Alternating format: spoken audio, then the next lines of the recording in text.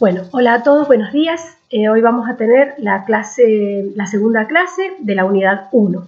En esta segunda clase está agrupado un conjunto de conceptos que yo los he titulado con el nombre de Generación del 80. La Generación del 80 es un conjunto de artistas que se conocen bajo ese nombre y cuya tarea se desarrolla en el marco de un proceso político más ampliado que lo contiene, que es la organización institucional del país que se produce cuando se terminan las guerras de la independencia. Esta organización institucional está llevada adelante por las presidencias de Mitre, Sarmiento y Avellaneda, que es lo que se conoce como presidencias históricas.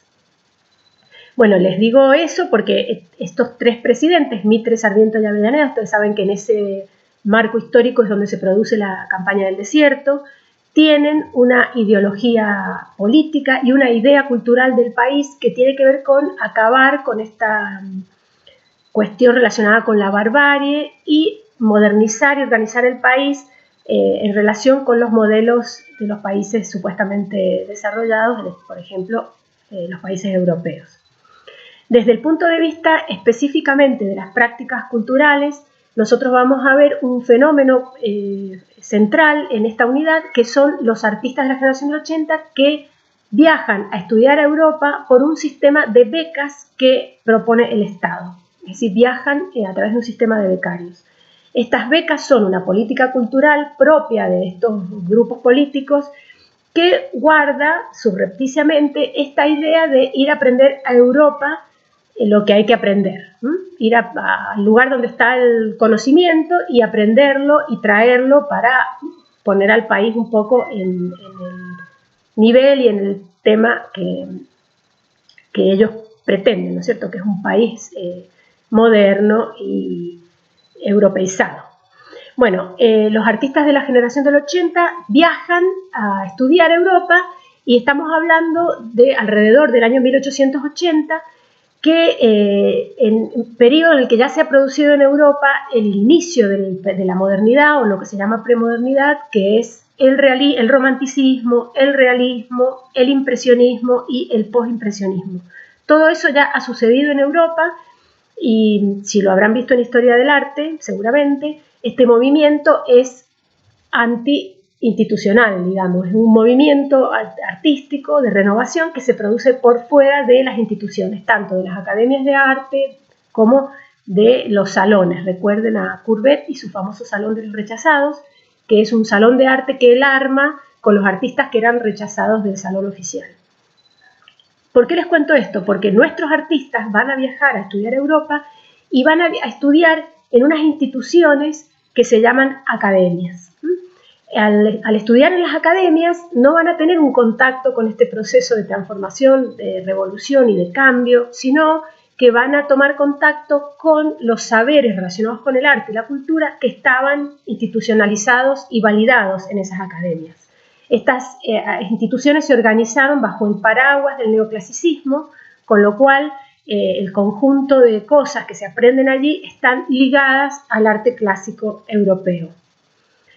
¿Qué es una academia? Es una palabra que vamos a aprender aprovechando este nudo conceptual. La academia es una institución donde se juntan las personas que saben de algún tema y organizan ese conocimiento para transmitírselo a otras personas. Las academias todas guardan dentro de su organización una idea del saber, que sería como una especie de modelo. Entonces, las academias en las que estudian nuestros artistas en el siglo XIX, el modelo que guardan es el modelo de la pintura clásica o del arte clásico europeo, pintura, escultura, arquitectura. Entonces, nuestros artistas van a viajar a Europa y van a tomar contacto con esos conocimientos. No con la revolución, no van a venir pintando impresionismo. Las academias tienen además otra característica, que es que cada tanto hacen como una especie de renovación y van incorporando las transformaciones que se producen en las prácticas artísticas fuera de ellas. Este proceso tiene generalmente un letargo de 30, 40, 50 años, es decir, las academias incorporan a sus procesos de enseñanza revoluciones que se producen por fuera un gran tiempo después y las incorporan de una manera desprogramática, lavada, diluida, estilizada. Entonces nosotros que ahora en el siglo XX decimos se lo chupó el mercado, cuando algo ya se vuelve decorativo, mercantilizado. Bueno, en el siglo XIX se lo chupaba la academia, los fenómenos revolucionarios. Esto se los cuento porque en nuestros artistas que van a estudiar a las academias europeas, algunos a las italianas y otros a las francesas, va a aparecer un fenómeno dentro de la academia y de este paraguas clásico que tiene que ver con esta incorporación a la academia de algunos cambios que se habían producido en la pintura. Ese fenómeno es lo que yo les he puesto en el programa, el realismo social. Nosotros nos vamos a encontrar con grandes pinturas, con este saber hacer de la pintura clásica y con la temática del realismo social, que no tiene que ver con un posicionamiento político ni de denuncia de los artistas, sino que tiene que ver con este tema del realismo social que ha ingresado en la academia unos 30, 40 años después de que se produce el movimiento del realismo. Es como que aparece como una cuestión decorativa, es como una imagen de interés, una escena de realismo social, no como una cuestión de militancia política.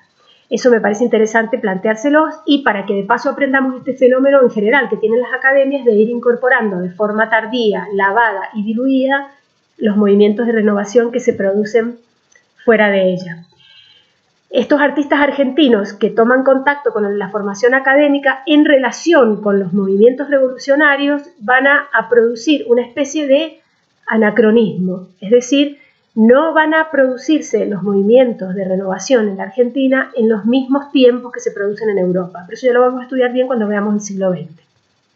Lo que me interesa de este momento es que ustedes comprendan este concepto de la academia, también para que pensemos en nuestra escuela, que es una academia, cuáles son los modelos alrededor de los cuales se ha construido nuestra academia, es decir, la academia en la que nosotros estudiamos. En este caso era esa, ¿no? La academia neoclásica del siglo XIX. Entonces estos artistas viajan y aprenden esa forma de hacer pintura, es decir, aprenden las técnicas y todas las cuestiones que trae alrededor la idea de la pintura clásica. Grandes formatos, pintura al óleo, ya no ni acuarelas, ni carbonillas, ni dibujitos, ni nada de lo que hacían los artistas viajeros, sino la pintura al óleo de gran formato, de estudio, la perspectiva, el realismo, la técnica de pintura del claroscuro. Todo eso es lo que aprenden estos artistas. Y otro aspecto que conocen en Europa y que van a traer a Buenos Aires, además de estos saberes, son las instituciones o la organización de las instituciones europeas. Entonces, cuando estos artistas vuelven a Buenos Aires, se produce en la Argentina una serie de fenómenos relacionados con la historia de la cultura que a nosotros nos interesa aprender. Uno de ellos es la instalación como valor supremo dentro del campo del arte de la pintura clásica de estudio, elaborada al óleo. Produce una estandarización del gusto, instala como una verdad única esos parámetros estéticos, y eso va a hacer que los artistas viajeros y todo lo previo que nosotros vimos, más lo que puede haber habido de pintura colonial o precolonial, quede descartado dentro de estas primeras historias del arte que se van a empezar a escribir en esta época. ¿Por qué? Porque se absorbe junto con este conocimiento del arte clásico una idea de la estética clásica, que es que sus valores son únicos y universales y eternos, ¿no? Son los principios clásicos, eso es el arte siempre, en todos lados y para todas las épocas. Eso lo vamos a estudiar en estética, que deberíamos haberlo estudiado primero, pero lo vamos a retomar y lo vamos a estudiar bien en estética, que son los parámetros del arte clásico. Bueno, estos artistas regresan entonces y un fenómeno que traen junto con estos saberes en relación con la pintura es la organización institucional. Otra palabra que vamos a aprender, además de academia, es la palabra escena. ¿Qué es lo que llamamos escena? A mí me interesa que entre en la cabeza de ustedes y que empiecen a pensarlo. La escena es todo aquello que sucede alrededor de la producción artística. Es decir, lugares de exhibición, lugares de comercialización, políticas culturales, premios, becas, sistemas de financiamiento, todo lo que se les ocurra que puede de alguna manera contener, valorar, validar, exhibir, hacer circular las producciones artísticas es lo que nosotros llamamos escena. Tanto lo institucional como lo parainstitucional, tanto lo formal como informal. Los cafés donde se juntan los artistas, las cosas de las que se habla, las cosas de las que se discuten. Todo eso constituye la escena. Estos artistas, los artistas de la generación del 80, van a ser los organizadores o los que van a sentar las bases de la organización de la escena también artística, creando algunas instituciones oficiales y otras no oficiales que van a dar origen un poco a todo este proceso, que es el desarrollo de la escena. Por ejemplo, se crea en este periodo, que yo acá anoté la fecha para no olvidármela, en 1876 la Sociedad Estímulo de Bellas Artes, que es un lugar donde se juntan los artistas, donde se hacen exposiciones, donde se intercambian revistas especializadas que traen de Europa, donde se enseña a pintar. Este espacio, que es como un espacio privado, va a derivar en la creación también en este periodo del Museo Nacional de Bellas Artes, por ejemplo, que es una institución que todavía hoy existe y que, si ustedes conocen el edificio, tiene un aspecto clasicista, porque era como casi necesario en el siglo XIX que un museo tuviera un aspecto clasicista. Después, otro fenómeno que aparece en esta época son los salones de arte. El Ateneo es el primer salón, y los salones de arte son eventos que todavía hoy existen, re antiguos, pero todavía existen, que son donde los artistas mandan una obra y se hace un concurso y un grupo de gente especializada que se supone que sabe, elige la mejor obra y le otorga un premio. Eso también es una institución del siglo XIX muy ligada a la academia y que tiene siempre la implicancia de saber que hay un grupo de personas que dice que está bien y que está mal, que eso viene del concepto de la academia y del arte clásico también. Otro fenómeno que aparece en este periodo son las primeras colecciones de arte. Una de ellas es la colección Guerrico, que son arte y objetos de arte que en el Museo Nacional de Bellas Artes, si alguna vez la van a ver ahora exhibida de manera separada, porque bueno, tiene una historia interesante que se las cuento rápidamente. La colección Guerrico es una donación con cargo, se llama, que se le hace al Museo Nacional de Bellas Artes. Una donación con cargo es cuando alguien dona algo a un museo con algunas condiciones. Una de las condiciones es que tenía que estar exhibida toda junta. Nadie le hizo caso a eso durante muchos años, hasta que un heredero, como 100 años después, presentó una queja. Entonces la colección o se monta como está en el cargo o se devuelve. Por eso ahora está montada aparte la colección Guerrico, así que la van a poder ver. Pero bueno, se originan en esta época, es como el inicio del coleccionismo también. Aparece una galería de arte, que es la Galería Whitcomb, que va a ser muy importante en el siglo XX. La vamos a ver después, la vamos a retomar. Aparecen las primeras exposiciones de arte. Entonces todo esto es lo que constituye lo que nosotros llamamos la organización de la escena. Una escena que se importa también de Europa y se desprende de alguna manera de esta idea de lo académico. Otra palabra que vamos a instalar en esta unidad para que la vayamos pensando, que tiene como su origen en este momento, pero que se va a manifestar a lo largo de todas nuestras prácticas culturales, creo que hoy sigue vigente, es una palabra para pensar y para discutir, es la palabra manierismo. ¿Qué es el manierismo? El manierismo tiene dos acepciones. Una histórica, que se refiere a un momento de la historia del arte que va entre el arte clásico y el barroco, y que lo que describe es el proceso de expansión del arte clásico italiano por el resto de Europa. Ese proceso de expansión se da por artistas que viajaban a Italia a estudiar pintura, o con Caravaggio o con Rafael, y aprendían esa manera de pintar y volvían a sus países y seguían pintando y enseñándolo.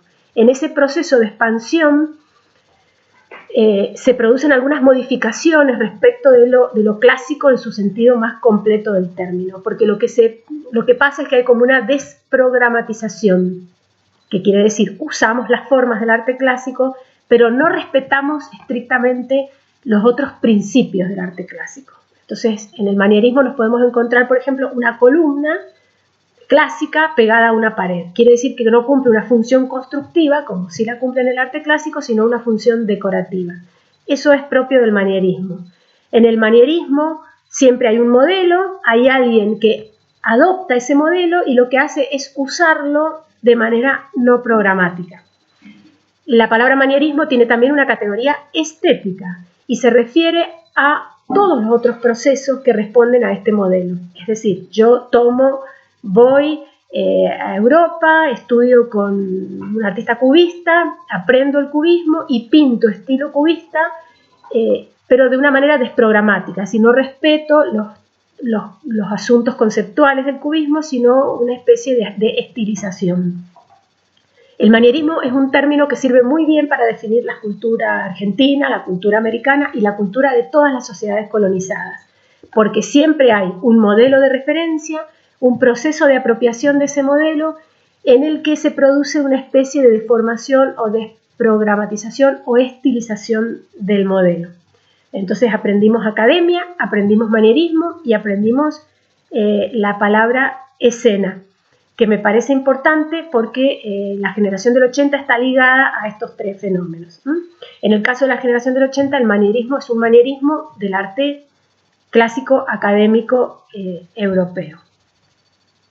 Bueno, yo les he puesto en los artistas, les he elegido un grupo de artistas para que ustedes miren, que son los artistas más importantes de este periodo, o por lo menos los más conocidos, y les he puesto una obra de cada uno, que son las obras paradigmáticas. Ustedes les recomiendo que los miren, son muy interesantes, son pinturas muy hermosas, y que tengan en cuenta esto que hemos ido conversando a la hora de mirarlos.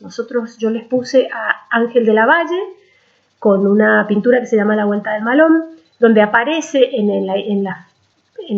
dentro de su formación académica la irrupción amanerada del romanticismo que ya ha entrado en las academias de Francia, y esta imagen de la cautiva y el malón tiene que ver con eso. Después les puse la pintura Sin pan y sin trabajo de Ernesto de la Cárcova, La hora del almuerzo, La sopa de los pobres. Ustedes mírenlas, miren esos artistas. En ellos aparece esto que aprendieron los artistas en Europa, que es el saber hacer de la pintura clásica, los grandes formatos, las técnicas clásicas remozadas con algo de impresionismo, algo de romanticismo, algo de realismo en el tratamiento del color, sobre todo, y del claroscuro. Y la temática del realismo social, que ya les dije que es como un aspecto que ha ingresado a la academia, casi como un aspecto decorativo, como pintar eso, porque está de moda pintar temáticas sociales. Después les he puesto al artista Schiaffino, que del grupo es el menos, por ahí es el menos interesante desde el punto de vista artístico.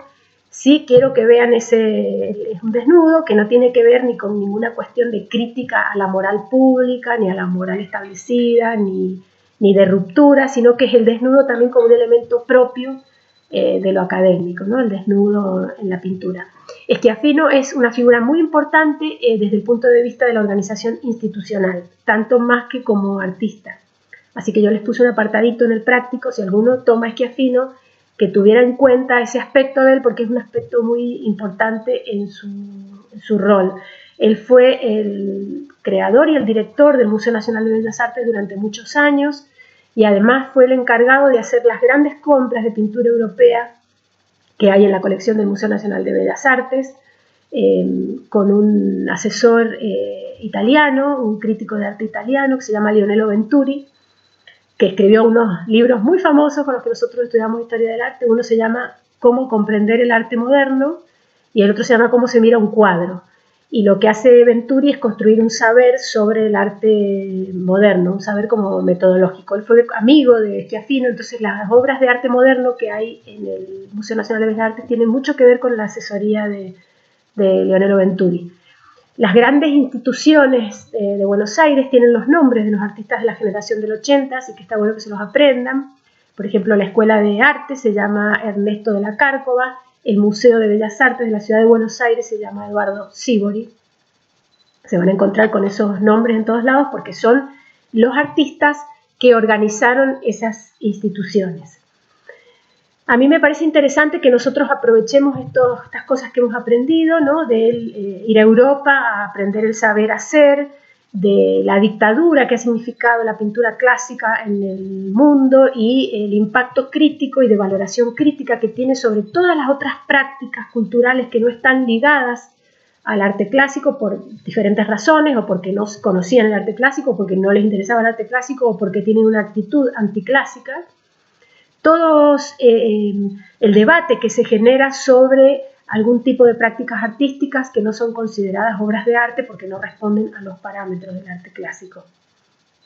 Además de eso, el impacto que esa dictadura tiene en las culturas colonizadas, porque llega ese cúmulo de saberes y esas categorías de valoración a través de esta actitud de adicción al modelo europeo, actitud que es propia de una cultura colonizada, que tenemos nosotros en estas culturas. Yo siempre digo que esa defensa acérrima que se hace sobre la pintura clásica, sobre todo cuando se combate el arte contemporáneo, que es muy divertido y hay muchos videos en YouTube y hay mucho movimiento alrededor de ese cuestionamiento de los artistas contemporáneos, que se los acusa de que hacen arte contemporáneo porque no saben pintar o porque no saben dibujar. Lo que está debajo de eso es todavía la persistencia de la dominación de la cultura clásica europea por sobre todas las otras prácticas culturales de la historia de la humanidad. Es muy complicado eso, yo lo menciono siempre como el síndrome de Estocolmo, ¿no? Somos guardianes de los saberes o de los parámetros estéticos de nuestro secuestrador, de nuestro colonizador. Así que es un tema interesante para pensar, y lo clásico, si nosotros lo trasladamos ya como una categoría estética a nuestro mundo, a nuestra época, es todo aquello que está establecido, que está bien. El saber hacer, ¿no es cierto? Hoy podría ser clásico el cine de Spielberg, en el sentido de que reúne casi todos los requerimientos de un buen filmar. Y hay mucho de eso instalado en la dependencia, en la formación, en los gustos, en la circulación, en la comercialización. Un elemento que me parece importante también a tener en cuenta, que yo se los he puesto ahí y es un concepto clave de esta unidad, es lo que llamamos la estandarización del gusto. ¿Cómo se produce la estandarización del gusto? A través de las academias y de la escena y de la organización institucional de la escena. O sea, no es algo ingenuo. Si nosotros enseñamos en nuestras academias que el arte es el arte clásico y enseñamos dibujo clásico, pintura clásica, si nuestras instituciones premian eso, difunden eso, muestran eso, se producen estos movimientos que son formadores de gusto, que no son ingenuos, que bueno, suceden por las causas que sería divino discutir también, pero no estamos en clase. Sucede que se instalan estos parámetros y se expanden por la comunidad y se produce una estandarización del gusto, que es un movimiento propio de la generación del 80. Instalan un gusto a través de la crítica de arte, a través de los salones, de la sociedad de estímulo, de la academia, del Museo Nacional, y que de esa manera hace que queden fuera de valoración, por ejemplo, los artistas viajeros, que yo les había comentado. Entonces, bueno, los artistas que yo les he puesto para que ustedes miren, que son los artistas más referenciados, les van a encantar, porque por supuesto el arte clásico sigue siendo encantador, son hermosas las pinturas.